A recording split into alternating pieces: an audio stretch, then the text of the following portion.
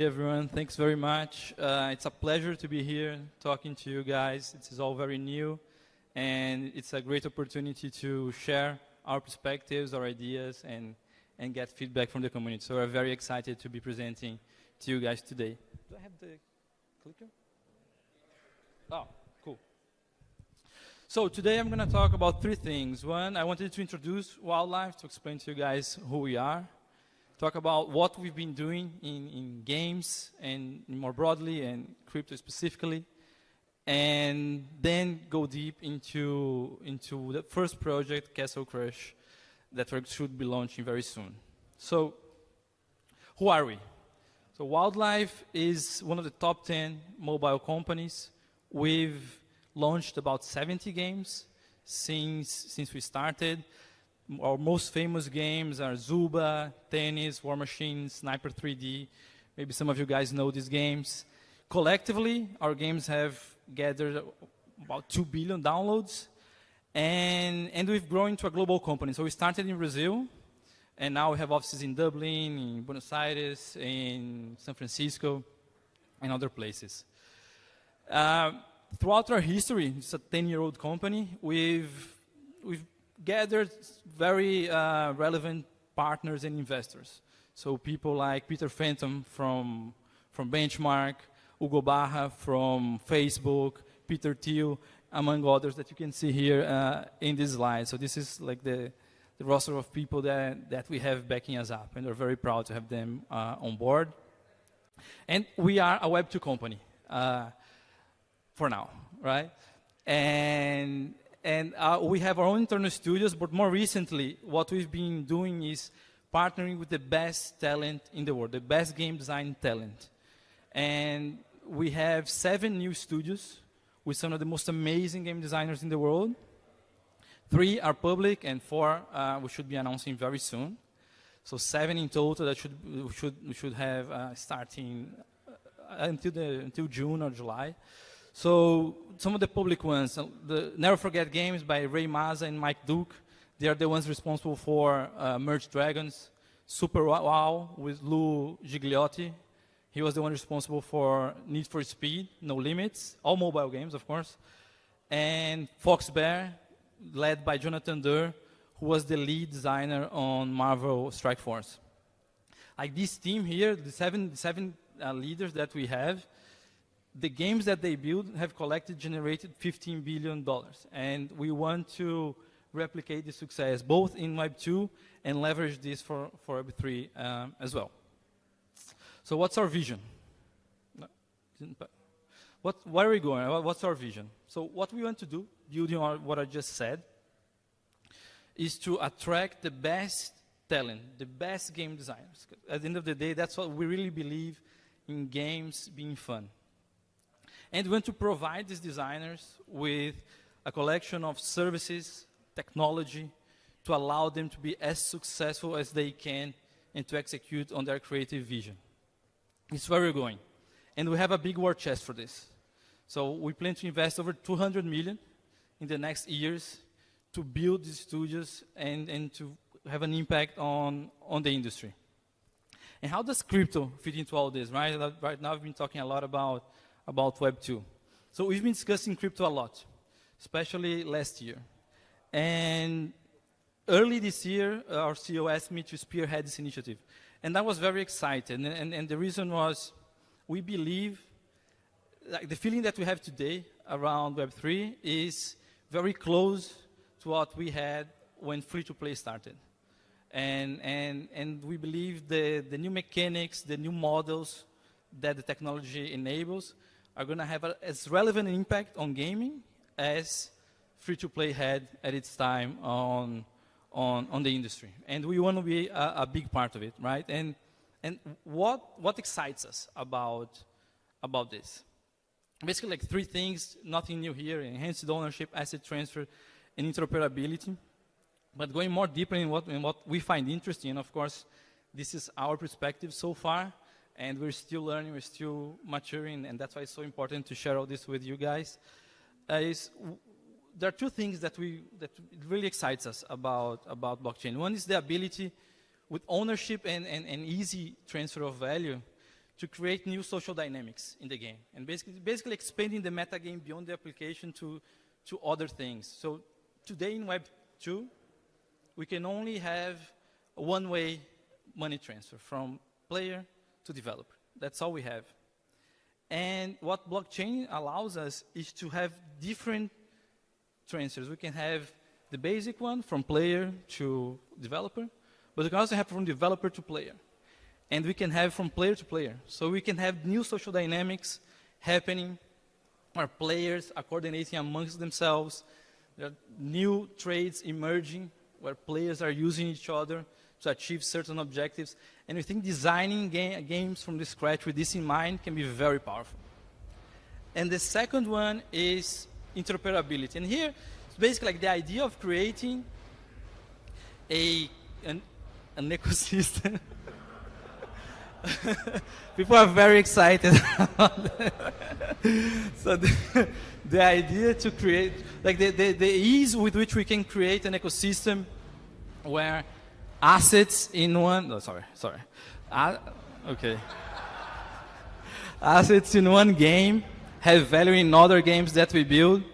I think that both increases the value for the player of being that ecosystem, and also the stickiness, right? And this is something that we always wanted to create within Outlier. How can we keep the users inside our ecosystem and playing all the amazing games that we want to build? And we believe that these two things are really valuable, and today that's what excites us about blockchain.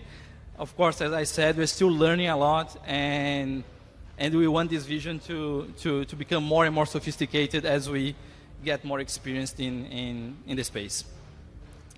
And so on one hand, we want to get designers that are excited about these visions and that want to leverage the technology in these specific ways that I just mentioned.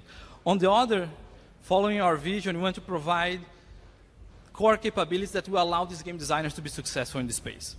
And today we're focused on three things. One is tokenomics design, two, blockchain development and integration, and community building. These are the things that we are focused on, that we want to develop internally to provide to the game designers that we want to attract to our ecosystem to work on blockchain games.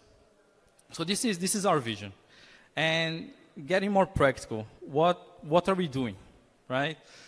So very quickly, I want to introduce the team. So we have an umbrella initiative led by me, Alessandro, and João, thinking about the projects that we want to do, the game designers we want to bring on board, and how we build these capabilities in-house. And our first project is a small team of Castle Crush with some very talented people like Jason Morris. Jason was lead artist on World of Warcraft for 7 years and joined us, I believe, last year, and is very excited to work in blockchain. And this is the game. So Castle Crush is an animated card game, very much like Clash Royale. So what you're seeing here is the screen. So on your right, the objective is to destroy your enemy's castle on the right and defend your own on the left. And you do that by deploying minions and spells on the 3 lanes that connect the 2 castles, using the mana that you have and that regenerates over time. The player decides when and where on the lanes to deploy the units, and once deployed, they will move and attack automatically. So very similar to Clash Royale. This is a game that is very close to our hearts. I think if you ask most people at Wildlife, this is probably the games that they have played the most. It has a very engaged community of 1.4 million users that are very passionate. They complain a lot, which is good. They want to participate in decisions in balancing new cards that we launch. So they feel ownership. They feel owners of the game. And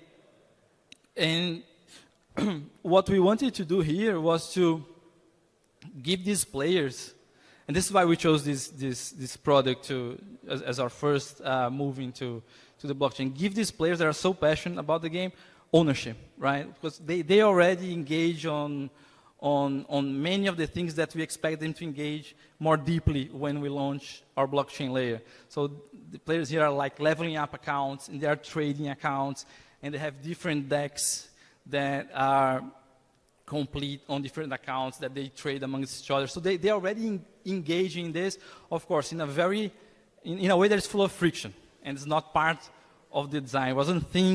We didn't think about this when we designed the game, right? Players not supposed to do this. And we said, okay, let's allow them to do this. Let's make trading, let's make renting, loaning, like lending out things to your clan to climb the ladders, part of the meta game, right? Part of the game. It's not just about playing, not just about winning, it's also about deeper social interactions enabled by these economic flows on the blockchain layer. This is what we want to achieve. And how are we going to do this? So we're basically introducing a new tier, to the ascended tiers. Initially, they are the same cards, one level above the level cap, with new art, both on the cards and in the gameplay, new animations. And eventually, what we want to do is add new cards as well, to keep the game fresh. So what we want to do is to make the experience as close as possible to an actual card game, where you constantly have new cards being added, and the meta game is always changing, and you want to collect those cards. And within the Ascendant tier, we have the role of founders. So founders, they hold special cards. They are the most relevant cards in the game, the cards around which the most successful decks are built around. And they are the ones that are going to govern the economic decisions, the treasury. They are going to participate in gameplay changes, and they will have priority minting of every new card that we launch in the game. And underlying all this is the new token, the new resource, which are the Ascension crystals that people are going to use to buy the cards, to upgrade the cards in order to generate more tokens, to participate in events, special championships, and other things that we plan to add to the game. And we've been doing all this on Avalanche. And here I really want to shout out to Joseph, to Ed, all the support they've been given, such an amazing team. And for us, as a new entrant, it's very important to have people that would shepherd us through all this. And it's been amazing working with Avalanche from like support perspective that they have given us, from a developer perspective. It's been so easy to do things. The documentation is very good. Our engineers are very excited about this, and the subnet itself, and the level of customization it allows us to actually tailor a very good experience to our players, to make it almost seamless, the integration between the game and the blockchain. And this is what we want to achieve. So we're very excited, and our plan is to launch the NFTs in April. We'll have a chest opening event where the cards are actually going to be minted in May, and the cards will be playable in the game in June. So that's our plan. That's it. Thanks a lot.